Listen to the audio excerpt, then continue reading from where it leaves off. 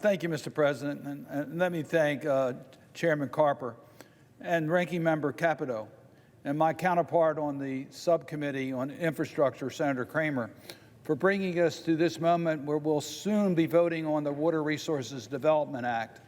I must tell you, this is an extremely important bill that gives the Army Corps the authorization they need to advance critically important water projects in our country. And Mr. President, this was passed by a unanimous vote in the Environment and Public Works Committee due to the leadership of Senator Carper and Senator Capito. This bill involves the input of all the members of our committee, and indeed I might say all the members of the United States Senate. So I want to thank them for getting this bill to the point where we'll be able to vote on it this afternoon. This bill is truly bipartisan, incorporates the input for every single senator, and reflects priorities for our water resources in states and communities across the country. It provides crucial authority for projects and guidance for the Army Corps of Engineers to engineer better solutions to our nation's toughest water infrastructure supply and quality challenges. The work of the Army Corps of Engineers is vital for keeping commerce flowing in our waterways, for restoring aquatic ecosystems, and for helping communities deal with the risk and the impacts of flooding.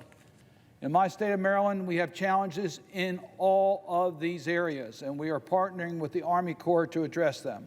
The Port of Baltimore, for example, is critical in our national supply chains and economic engine for the state of Maryland. To enhance the port's ability to serve commerce and provide safe navigation, the Army Corps is moving forward with the Mid-Chesapeake Bay Island Ecosystem Restoration Project, or Mid-Bay, which will dredge material to beneficial use, restoring our ecosystems in the Chesapeake Bay, a major win-win for commerce and the environment. Here we are taking dredged materials and using it for environmental restoration, providing a very popular place to put dredged materials so that we can keep our harbor, our channels dredged, but we also can restore our environment at the same time. A project the size of Mid-Bay also has the opportunities to benefit smaller channels along the Chesapeake Bay. In Maryland, we have dozens and dozens of smaller channels that support economic activity, recreational opportunities, and an integral part of the identity of small communities they serve. But these channels have not received the maintenance that they require. I am proud that in this year's WRDA bill provides the Corps with new authorization to address these underserved harbors and channels, directing the Corps to take a closer look at them according to the significance to their community and not just based on the total amount of cargo they move. This is going to help many of our communities around America. In doing so, this bill adds new perspective to the Army Corps' thinking so that the Chesapeake Bay is fully understood not just as an artery for commerce, but as a national environmental treasure that is home to living waterfronts that support a variety of communities, economic and nature-based activities. The water reauthorization takes an important step in that direction with its provisions for underserved harbors. I'm also proud this bill includes a new statewide authorization for the Army Corps to provide assistance to Maryland on environmental infrastructure. We very much will take advantage of this opportunity. We know that we have challenges with the Chesapeake Bay, and this environmental study assistance will certainly help us in meeting our obligations. This authorization will also help communities across my state deal with the impact of aging infrastructure and move forward on the backlog of critical repairs and upgrades to water supply, wastewater, and stormwater infrastructure. The bill recognizes that because the Army Corps work is high demand around the country, the Corps needs to have accessible to communities and engage with them directly on the challenges they face. The planning assistance to states programs, which has been so important to Maryland, will now include a new authority for the Corps to conduct the outreach to communities.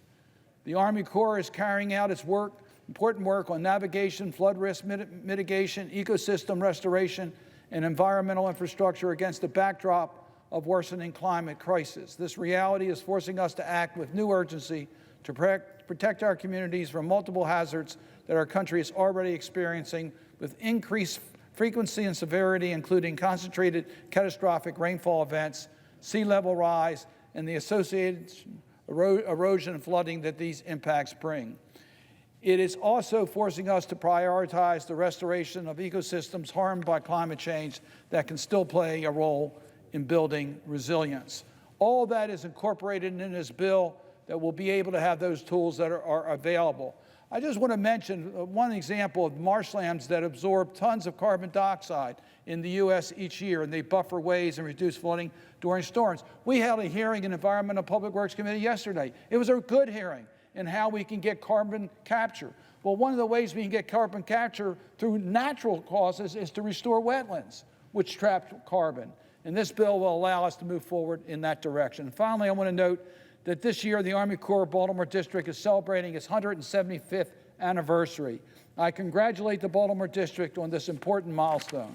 The district has played an instrumental role in the history of our nation and the state of Maryland, dating back to the construction of Fort McHenry, which I am proud of the ongoing partnership of Colonel Penchason, the current regional director. I urge my colleagues to support this bill. And I again applaud the great leadership we have on our committee, the very open way that we do business, the way that we listen to each other and are able to get the priorities accomplished. To Senator Carper and Senator Capito and Senator Kramer, it's a pleasure to work with you, and thank you for making this possible. With that, Mr. President, I would yield the floor.